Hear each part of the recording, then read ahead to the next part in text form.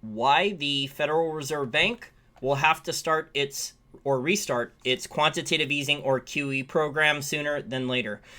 All of it has to do with math and the massive runaway federal government budget deficits that are being run by President Trump and also by both houses of Congress. It is a difficult math problem that the U.S. faces as well, and this has been going on for a long time. So before I get into more of the details, there's really only three ways that a federal government can actually pay national debt and cover its budget deficits if it's increasing its budget deficits. So number one, they can increase taxes on the citizens, which normally a large tax increases, especially in a short amount of time, is not very popular. Normally politicians get voted out of office, so that is the least politically expedient one. Number two, the government can sell government bonds to domestic or foreign investors, but normally foreign investors, although in this climate this may be different, but at least in the past, foreign investors wanted higher interest rates, especially if they looked at the balance sheet of the government and they decided that the government did not have good finances. So selling to a lot of foreign investors, especially nowadays when there's a lot of evidence that foreigners have been dumping treasuries, is probably not going to be as palatable.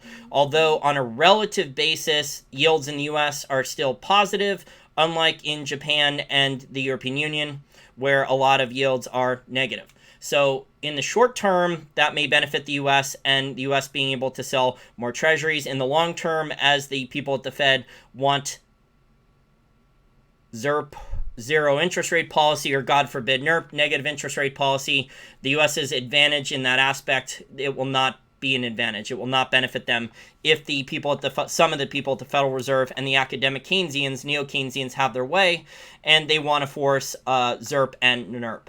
And finally, number three, and this is the most politically expedient way, the government does not want to cut back on government spending, does not want to massively increase taxes on its citizens in a short amount of time, so they opt for the stealth tax, the inflation tax. They have the central bank start to do quantitative easing is just a sophisticated phrase of words for debt monetization, for creating currency units out of thin air to buy up the debt. So the government doesn't have to make tough choices, so the government doesn't have to stop welfare, warfare state, and so the government doesn't have to massively cut its spending.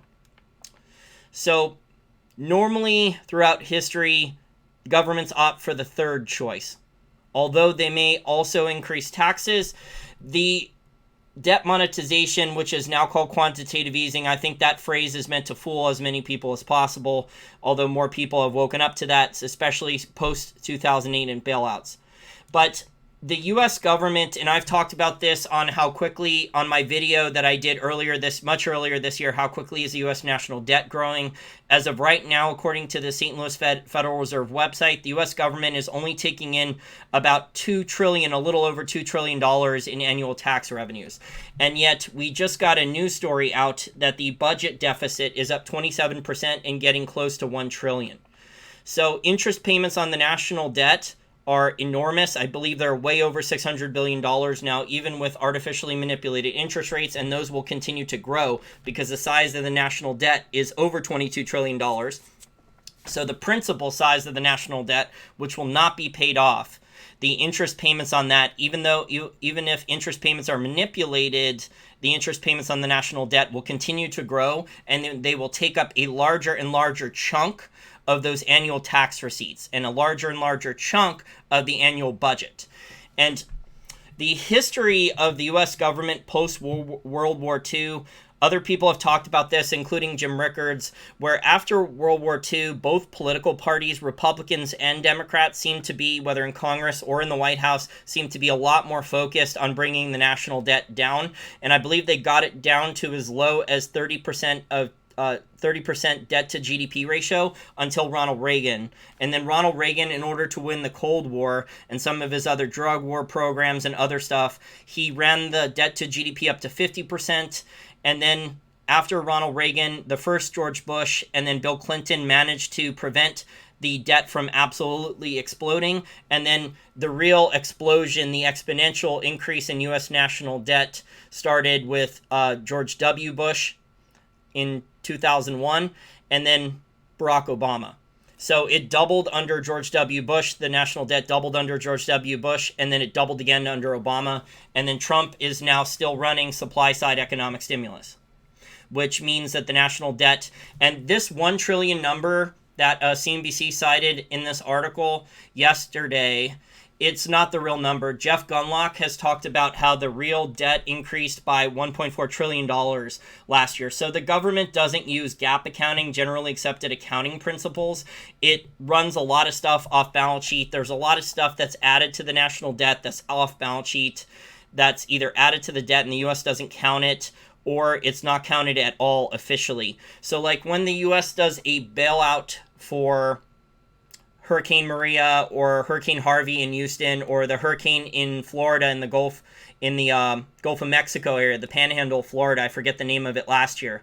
You know, those things are QE programs and bailouts. That money is printed and given for bailouts, and it's not added to the national debt. It's kept off balance sheet. So if it's hundreds of billions or trillions of dollars, it's not officially added to the national debt. So the U.S. faces a very difficult math problem. I have this chart up because people were asking for it. Mish Shedlock of Mish Talk, who's a very good analyst, he put this chart up, and if you take a look at it, it's kind of out of range. It's not in a good range, but that's what I could fit on the screen. And Mish has, in his article, I'll put a link to it if you want to take a look at a better analysis of the chart. But really, since the 1990s and early 2000s, the debt has been increasing a lot. It went from, let me take a look at the chart more closely here, with the better clarity of the chart. You know, the debt started going exponential really in the mid 90s and early 2000s. And the U.S. really only added about, it looks like since 2008, when there was a blip in credit, there was only about an extra $20 trillion added. So like I said, in the last 10 years, China has increased a lot more credit than the U.S. But if you go back further in time, the U.S. has added even more. But China's also in that club now with Japan, with the European Union, with the U.S., where their central bank and their government is trapped. They can't cut their credit bubble without risking a total collapse of their economy. So this is all the stuff, if you're an Austrian school economist, all these governments, whether it's the US, the European Union, Japan, or China, have all done dumb things. Ludwig von Mises, one of the main Austrian school economists, would have been in shock and horror at all of this stuff. So I took a look, I went to the US Treasury website, and I took a look at the tick data. I have links to this if you want. This is the foreign holders of U.S. Treasuries. And as of May 2019, China only has, this is officially, so China may have other holdings of Treasury debt elsewhere. It may be listed in the Caribbean or somewhere else. But officially on the Treasury website, mainland China only has about $1.1 trillion in treasuries. And Japan has about $1.1 trillion in treasuries. And then the United Kingdom, Brazil have about $323 billion and $305 billion respectively. So there's a number of countries that have $100 billion or more, or $80 billion, but China does not have massive amounts of treasuries. They don't have $5 trillion of treasuries that they could just dump on the market and crash the dollar. This narrative from the gold community and the alternative media is wrong.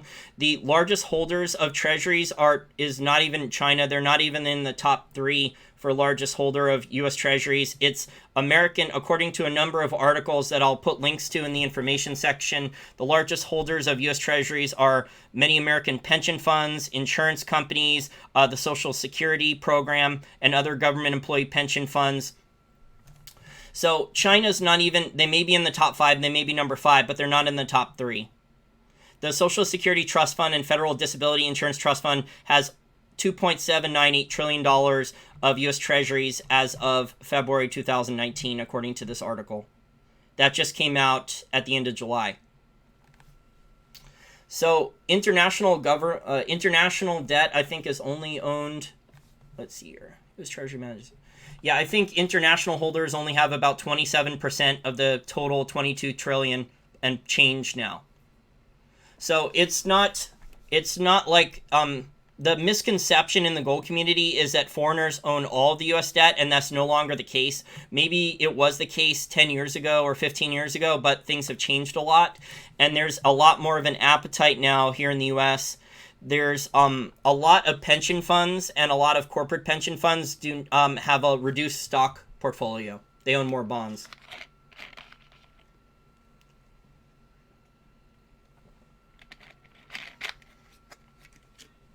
So the narratives that the gold community have been saying that China's going to dump their treasuries and crash the dollar, that they're the top holder of treasuries, it's just not true anymore. Maybe in the past it was true, it's just not true. Same type of narrative that 10 years ago may have been true, that China didn't have a credit bubble or housing bubble, and now they do. So a lot of things can change in 10 years. Now, the largest holder of U.S. treasuries are American insurance companies and American pension funds and the Social Security Trust and other government employee pension funds and private pension funds.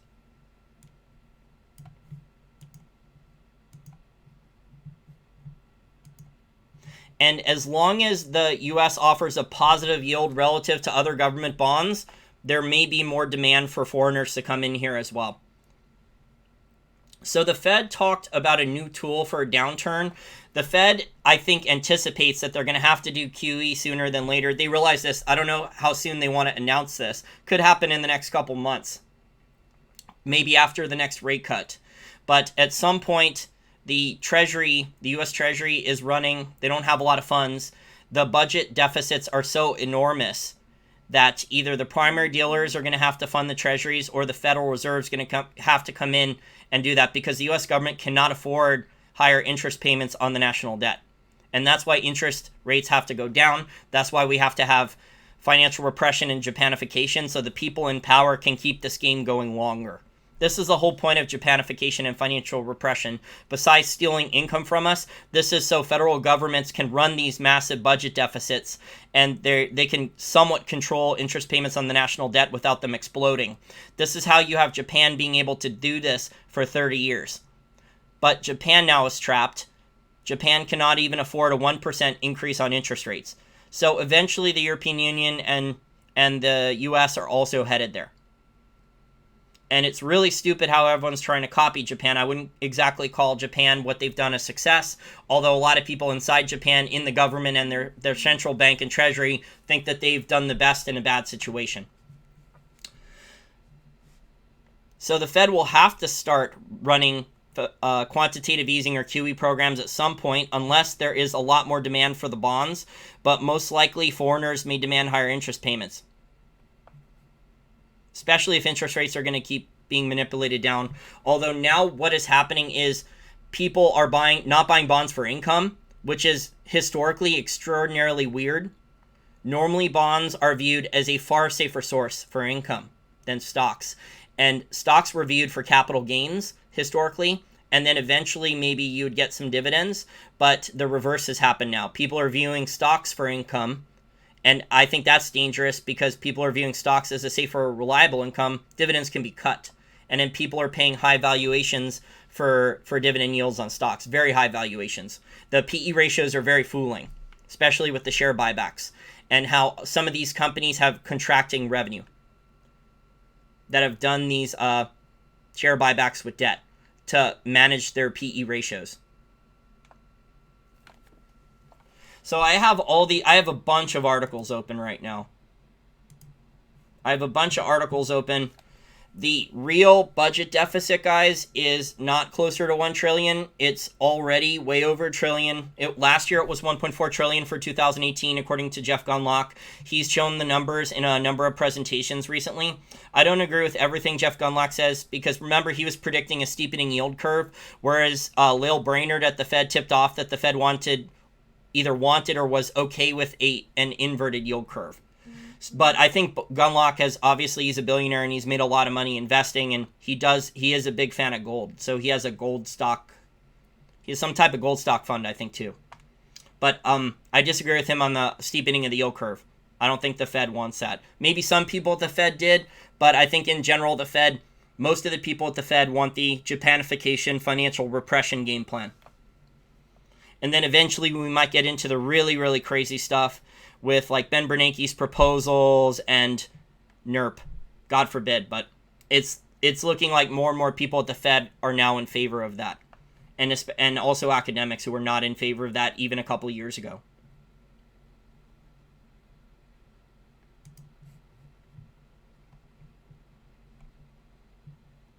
Hey Greg, Trump is not my daddy.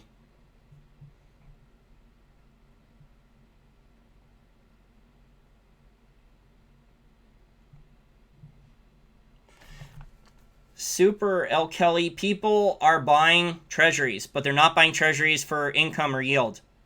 People are copying Stanley Druckenmiller, and they're hoping that yields go to zero interest rate policy. Stanley Druckenmiller, about 3 or 4 months ago, he disclosed that he sold all of his stocks and he was going long treasuries and expecting zero interest rate policy yield to go to zero on the 10-year within a couple years.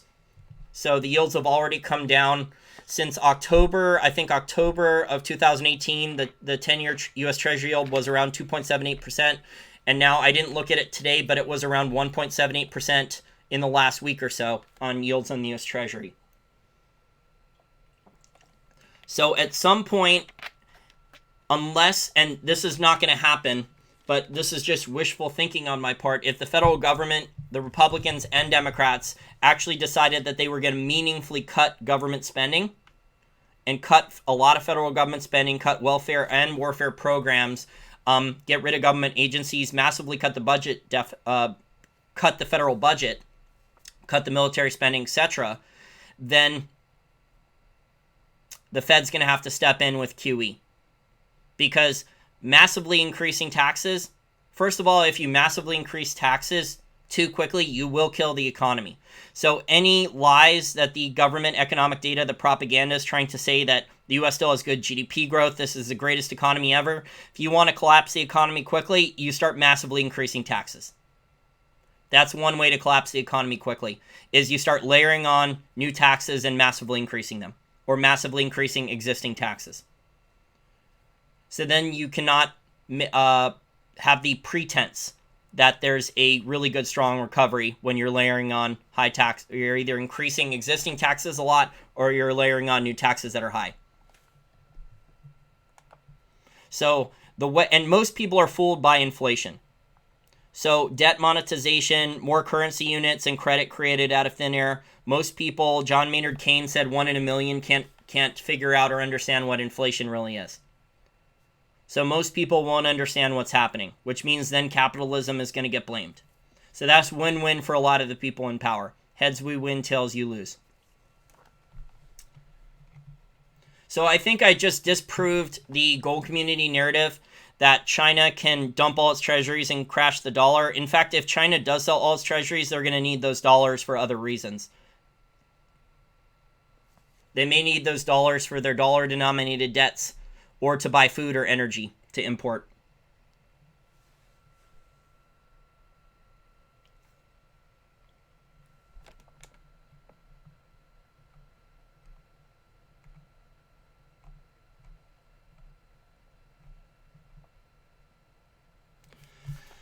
Hyperinflation possibilities.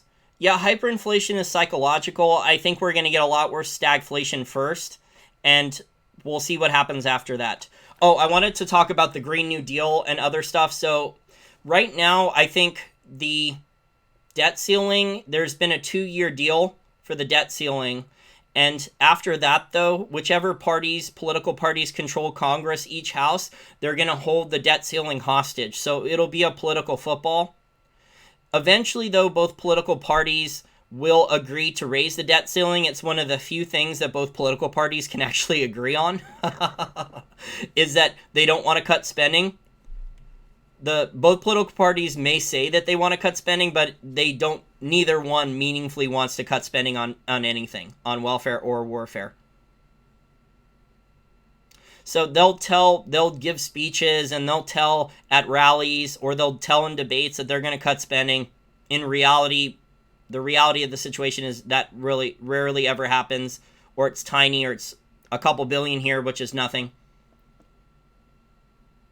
The politicians just do not like spending cuts. And this is where the central bank steps in.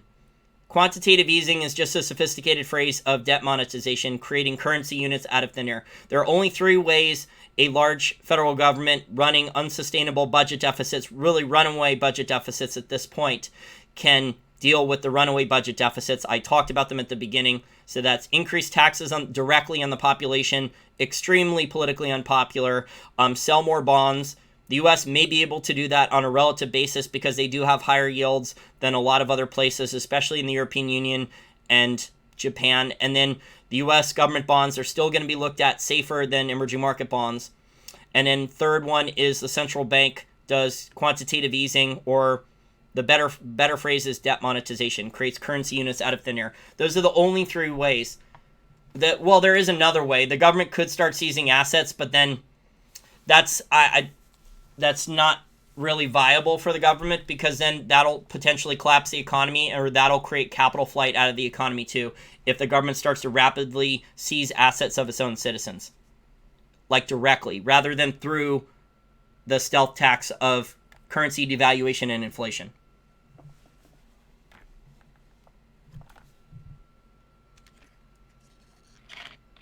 Yeah, both political parties have more in common than differences.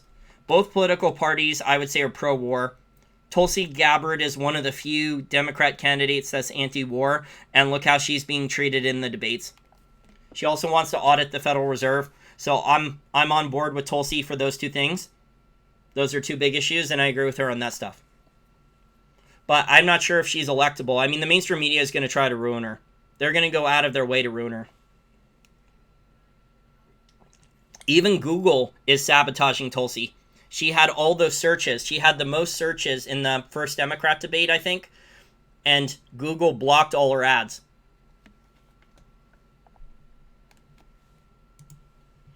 I don't like a lot of Tulsi's economic analysis. The other part of the Green New Deal, and this would be full control. Thanks for reminding me to talk about the Green New Deal. The other part of the Green New Deal, and let's hope this doesn't get passed. I don't think this will get passed right away, because a lot of the Democrats in Congress didn't vote for it, even though they're talking about it to their most loyal Democrats, but they didn't vote for it in the Senate. Remember, Mitch McConnell brought a vote, and I don't think any Democrats voted for it in the Senate. But eventually, if enough Democrats get control of both houses of Congress, this may actually pass. But inside the New Deal and the framework is really hardcore socialist stuff, talking about not only redistribution of wealth, but also controlling the means of production. So you're looking at enormously high taxes, the carbon cap and trade tax, seizing land, seizing entire industries, eliminating entire industries, and things like that. So it would be a combination of the two bad parts of Marxism and socialism. And the initial goal for a lot of people in collectivism was to own the means of production, and that failed with the Soviet Union. And a lot of the socialists switched to redistribution of wealth. And the Green New Deal proposes huge amounts of both. So Green New Deal would be like Agenda 21, full globalism.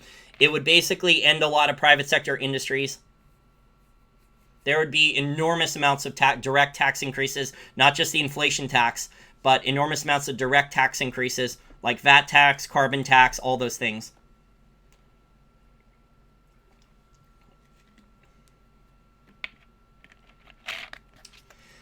Ultimately, I think if the Democrats do gain enough majority of both houses of Congress, I think they will. That will probably take at least 10 years from now, but that will probably get passed.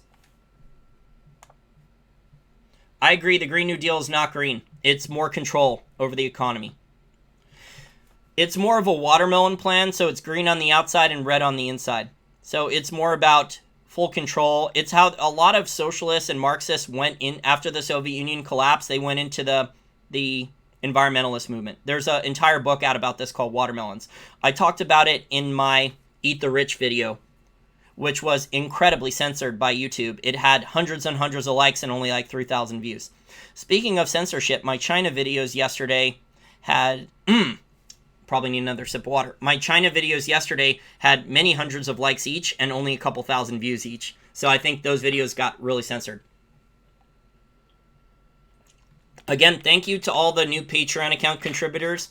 Over the last year, I had 30 or more people cancel, and then just in the last 2 months, I think I've doubled the amount of Patreon account contributors I have. So now I'm up to over 80 Patreon account contributors, so hopefully you guys will stick with me, and I will get more of you guys to chip in to grow my business and improve the content and all those good things. And I think I have like half a dozen now monthly contributors on my PayPal.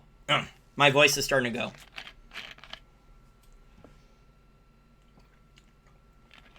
Is there going to be a riot in Hong Kong tonight? On Twitter, did you guys see the video on Twitter of there's actually all these military convoy trucks that are rolling in. There was dozens and dozens of them rolling into Shenzhen. Did you see that? That's scary. I'm really hoping this is not another Tiananmen Square, but it's not looking good.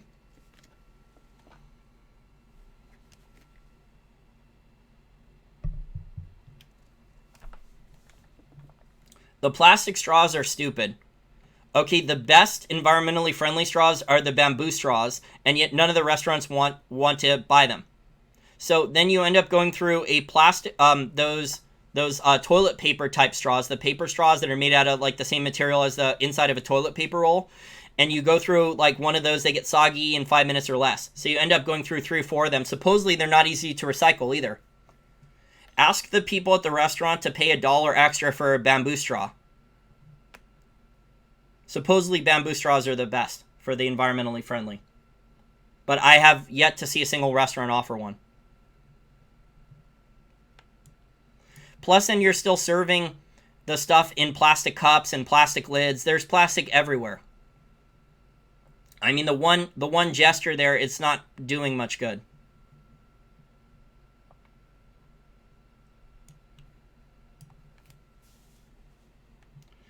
You feel bank runs are coming to Hong Kong and Argentina crashing?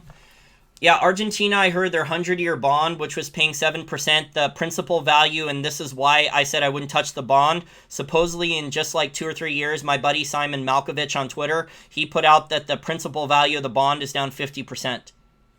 So Argentina will probably not pay the 7% interest, and the value of the bond, Argentina already raised the money, and the bond was, I think, oversubscribed at the time a few years ago, and now the value of the bond is already cut in half. So the government wins, and the bond investors who bought back then lose. And eventually, they may not even pay the interest payments. I don't know why anyone would lend money to a government that has a history of default and hyperinflation like that for 100 years, even with the hint of 7% for the short term.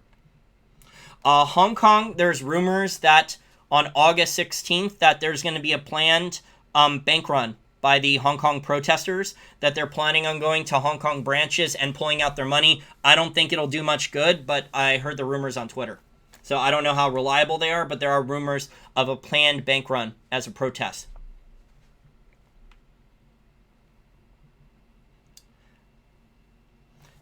There's hyperinflation possibilities, Robert, in a lot of countries. Okay, the amount of credit that China has put into the system in only 10 years is insane. If you even look at that chart, it took the US decades to get to the levels of credit, and China did it in 10 years. China added over $40 trillion of credit in only 10 years. There's a good interview that a listener sent me from China Unscripted with Christopher Balding. He's an economics professor in Asia. He used to work in China at Peking University for a long time. And he was talking about the dollar-denominated debt in the interview. And a lot of the dollar-denominated debt, according to Christopher Balding, is tied to Chinese real estate. So there's a lot of bad assumptions and a lot of bad collateral. And the assumptions in Chinese real estate market is that real estate prices don't fall. I highly recommend listening to that interview. It came out a few days ago, I think. Santana Bonacci, your taxes go to pay interest on the debt, not for roads and schools and social programs. Well, at the state and local level, the taxes should go to roads and those things. But yes, at the federal level, you are correct. A larger and larger portion of the U.S. national debt is devoted to interest payments on the debt. We're over $600 billion now in annual interest payments on the national debt. I forget the exact number. I talked about it in my how quickly is the U.S. national debt growing video that I spent many hours making and pulled it up there. But the bottom line is, if the U.S. government was going to be more responsible, they would learn to live within the spending means of the annual tax revenues that they have, which are around $2 trillion per year. And they would maybe try to run surpluses, but that's not the world we live in. In the past, after World War II, the Republicans and the Democrats for a long time, for decades, focused on reducing the debt and running budget surpluses and just overall trying to be more responsible. Both parties agreed on a lot more back then. There was a lot more compromise, a lot more middle ground and centrist, and those days there's a lot more radicalism now.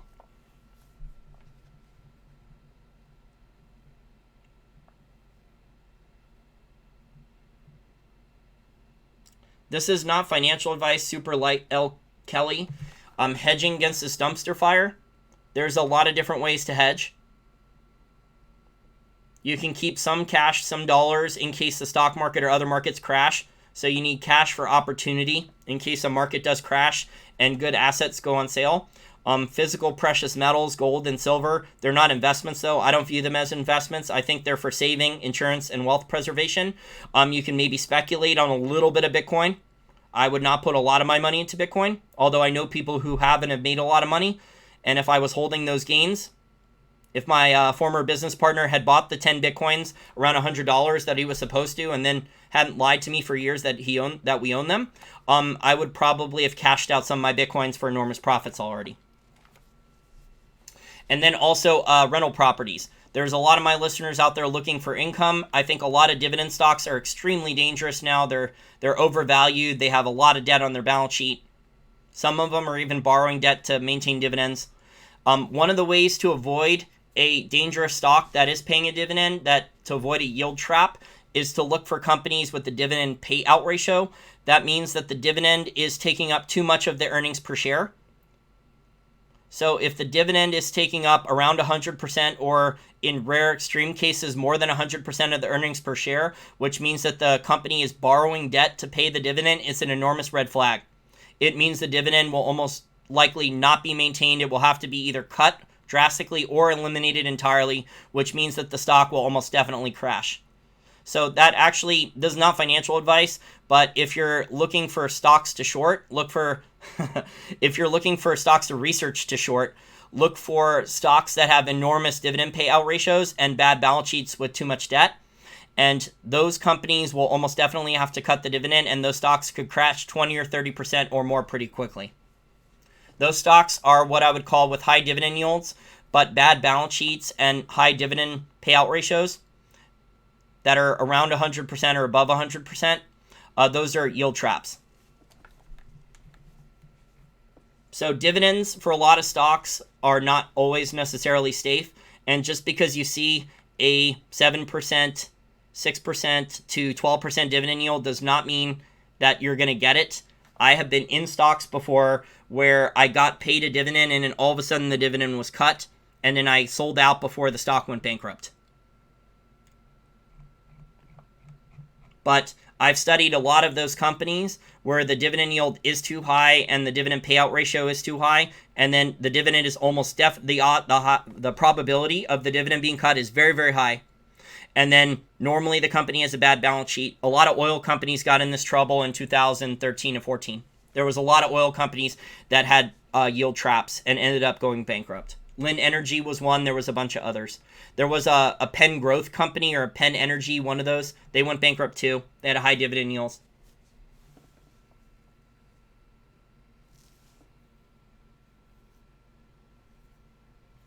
Yeah, the parasites are killing the host.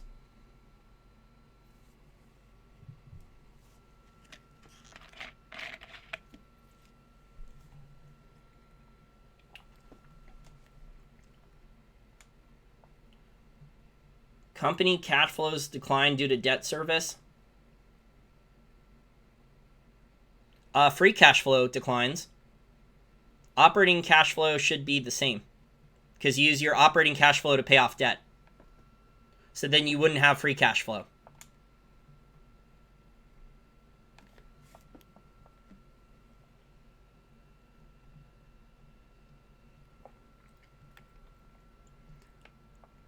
This is just my opinion, not financial advice, but the better sources of income are outside the stock and bond markets. I think there's a lot more safer, reliable income in rental properties. There's a number of people here in the U.S. that sell prepackaged rental properties, if you don't know how to do that, in different cities all over the U.S.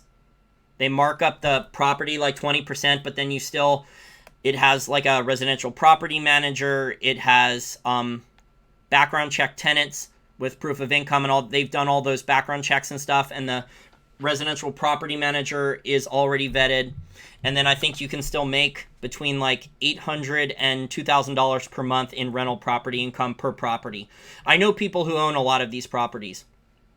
There's one guy, I'll just give him a plug here, Jason Hartman. He has clients out there. He also sells real estate investor education conferences, and he has a free podcast if you're that. He's libertarian too. He doesn't like gold, which I disagree with him on. He hates Bitcoin and hates gold and hates stocks. He thinks you're diversified in just owning a bunch of rental properties, but he has clients. Some of them own dozens of rental properties that cash flow all over the U.S., and some of them even own hundreds of rental properties that cash flow all over the U.S.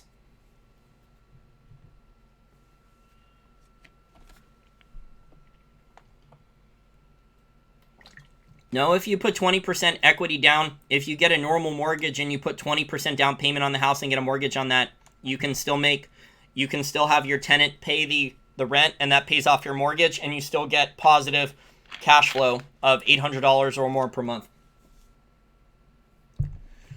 You can do a traditional mortgage with that, where you put 20% equity down and get a mortgage on the rest, but the rent to value ratio has to be low. So it can't be like a house in Washington, D.C. metro area, or New York City metro area, or San Francisco, or the Silicon Valley area. It has to be like in a tier 2 or tier 3 city, where the house is like $100,000 or $200,000 at most, and then you're charging like rents of like $2,000 a month or something.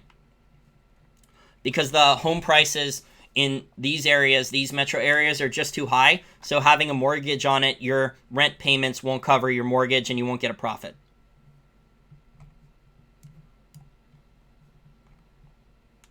There's different ways to hedge, that's my point.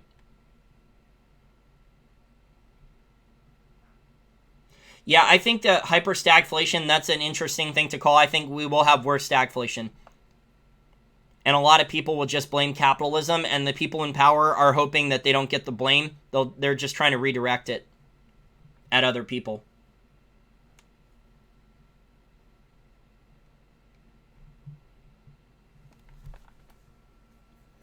There's a lot of waste in the government budget.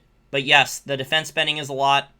There's also a lot of waste for the entire a lot of federal government agencies are not necessary. Being in the Washington, D.C. metro area, I have a ton of funny stories. I'm not sure how many of them I could tell. Some of them are not safe for work. Some of them are very not safe for work.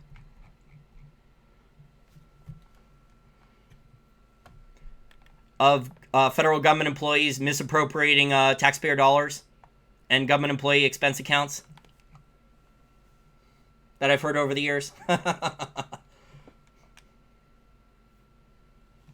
Yeah, Manuel, yeah, Illinois is a disaster. A lot of the Democrat states like California, Illinois, New York, New Jersey, Michigan, Pennsylvania, those states are in the worst shape.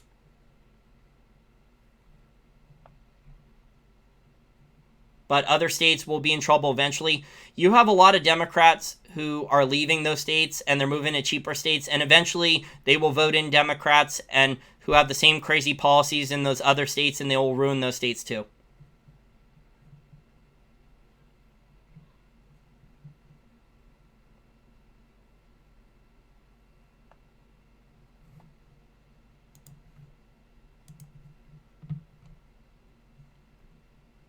Okay, let me make sure I covered all the articles. Okay, so the Fed is considering a new tool for a downturn. The Wall Street Journal has an article out today talking about how the Fed has like this capital buffer requirement. And this capital buffer requirement, I think the best way to describe it is making the banks, the large U.S. banks, have higher reserves in place in case of a financial crisis. So they're trying to keep the leverage ratios from exploding.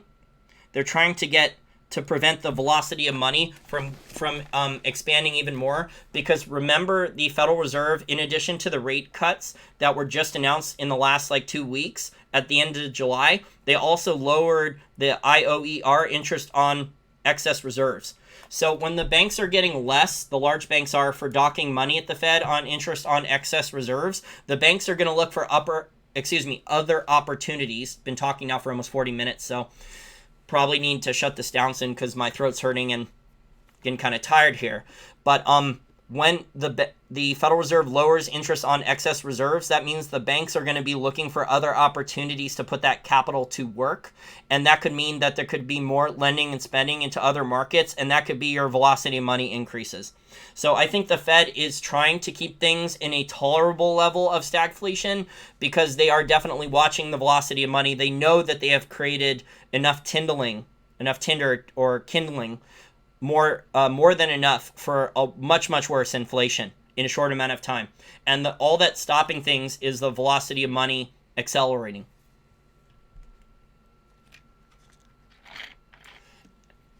And you can still have really bad inflation with the velocity of money not accelerating. That's how you get stagflation and worsening stagflation. It's when the velocity of money picks up a lot. When people decide that they're not going to hold dollars, or not going to hold euros, or not going to hold Japanese yen, or not going to hold RMB or yuan, and they dump it as fast as they can for gold, silver, Bitcoin, food, guns and ammo, whatever they can buy, toilet paper, maybe Charmin Ultra Soft, whatever stuff they can buy instead of holding the currency. That's when you get that big spike in velocity of money, or in the banking system when the banks start rapidly lending and then the consumer starts rapidly spending. That's when you get the velocity of money pick up, and then that's when you get the consumer, the people who are holding dollars, and the consumer, the inflationary expectations change with the velocity of money, and that's when you start to get the psychological change of hyperinflations. At least in the past, from studying financial history, that's what I've gathered.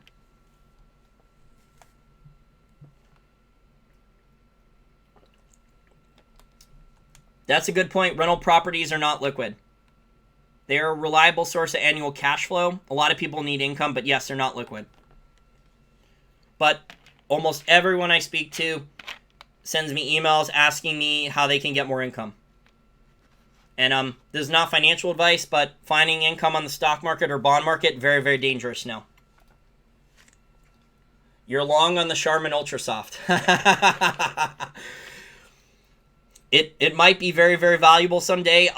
The amount of the packaging is already down a lot. I think 10 years ago, I think it was 12 of the Charmin Ultra Soft, the 12 pack used to be 60 something rolls, and now we're down to 48.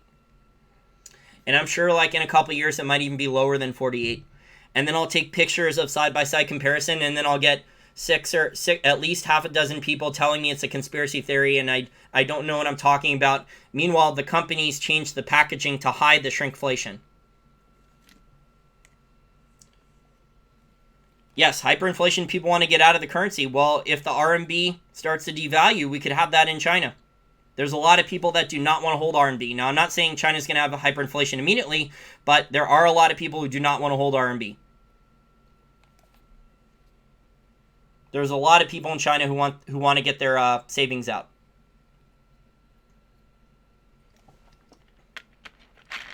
I've lost 20 pounds in the last about 4 months, going mostly paleo and intermittent fasting.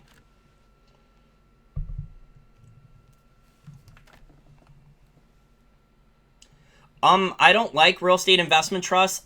There are some ones that are okay, but a lot of real estate investment trusts are invested in commercial properties and shopping malls. Those ones are probably not going to do so well. And guys, as the bond market with Japanification and artificially manipulating interest rates lower, and God forbid we go to negative interest rate policies, the insurance companies here in the U.S. are going to suffer enormous damages.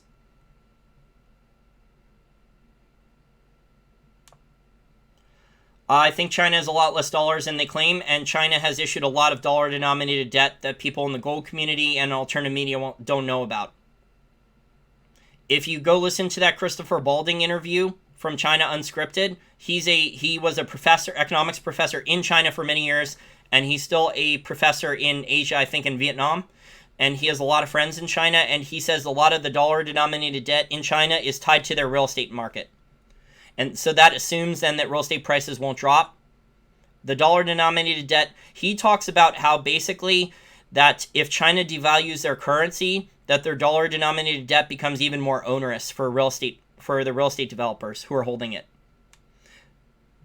Yield traps are where you go into a stock expecting a high dividend because you see a high dividend yield, and then the dividend is cut, either cut or drastically cut or eliminated entirely, and the company normally has a bad balance sheet with a lot of debt, and then the company may even go bankrupt. So you may see between a 6% and 12 or 13% dividend yield, and then all of a sudden within 6 months or a year, the dividend is gone and the company's close to bankruptcy or about to go bankrupt. So yield traps are you see a dividend, you buy a stock with a high dividend, the dividend is eliminated, and then the company is either restructuring, diluting shares, or going bankrupt within about a year or two. And then you lose a lot of money.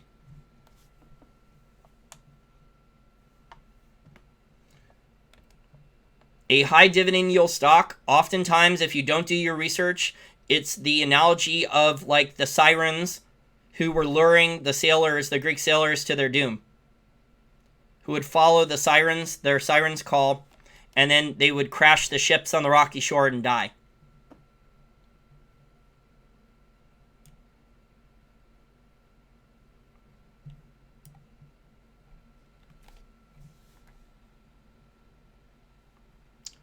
Okay, guys. Well, I only got $1 in Super Chat. That's pretty disappointing. But thank you very much to my Patreon account contributors, all 80 plus of you. I'm not going to take the time to thank you individually, but I really appreciate it, having doubled the number in just the last 2 months.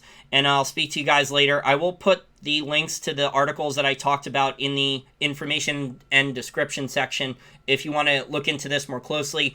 But the bottom line is that there's very few ways for the federal government, for the Treasury, to deal with running runaway budget deficits. And I don't see either political party or the White House wanting to meaningfully cut government spending. It's actually quite the opposite. So either the U.S. sells a lot more bonds to pension funds, insurance companies, and foreign investors, a lot more treasuries, and or the Federal Reserve steps in and starts doing... They will label it debt. They will label it quantitative easing or QE, but it's really just debt monetization. Debt monetization, which is creating currency units out of thin air and then buying up bonds with that to manipulate interest rates, so the federal government doesn't have to pay higher interest rates on the national debt, so they can keep running the government at the same size for as long as possible before it collapses. Okay, bye for now.